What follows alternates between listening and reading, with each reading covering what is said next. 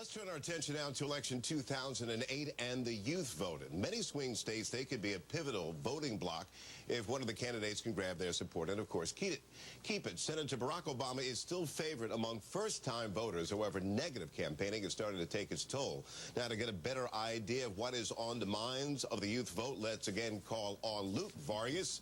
He's an 18-year-old Boston native who runs his own blog called politicalcourier.com, and he is watching the youth vote for us here on Your Morning. Luke, good to see you again.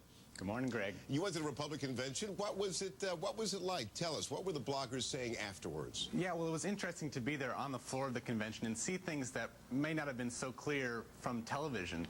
A lot of Republicans were saying the focus for so long has been on Barack Obama and Hillary Clinton.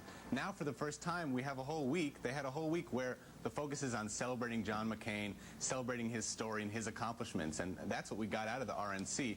A lot of bloggers paid attention to the choice of Sarah Palin and a lot of things about her family life. I think there was more to the convention than just that. So what was the youth vote in the blogs? What were they saying about John McCain and Sarah Palin, the voters of your generation? Well, I think their opinions were very similar to those of more established voters. They're divided along party lines. A lot of Democrats saying, can you believe that she's the vice presidential selection of John McCain?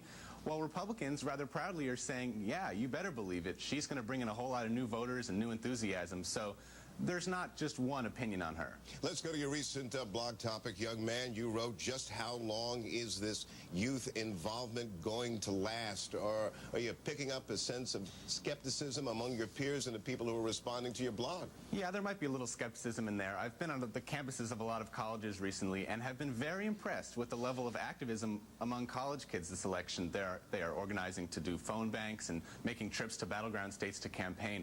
But I think the real test of sustained youth involvement in politics is not going to be just following day-to-day marching orders of campaign volunteers and becoming good on-the-ground campaigners. It's going to be, can young people discuss and debate some real overarching political issues that maybe this election we haven't heard too much about? All right, let's take a look at some of the comments that were posted on your blog, if we can put them up there on the screen.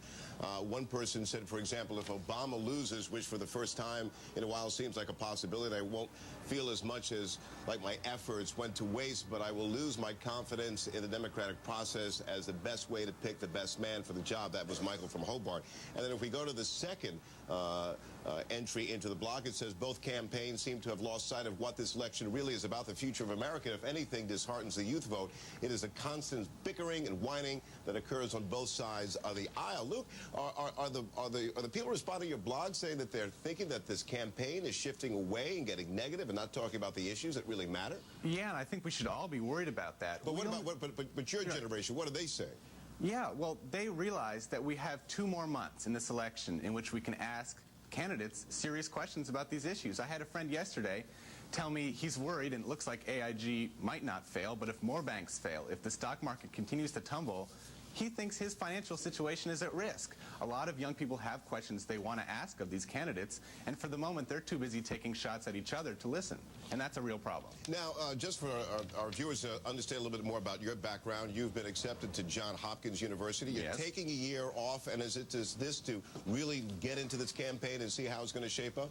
A little bit. I'm actually going to be traveling around a bit and getting some new perspectives on this election, so who knows where I'm waking up on November 5th, but it's going to be interesting to see where I go from here on out. I've had a lot of campaign experience thus far on the campaign trail, but I'm looking to see things from a new angle.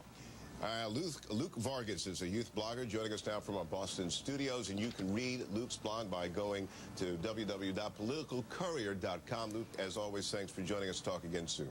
Great. See ya. All right. He is the voice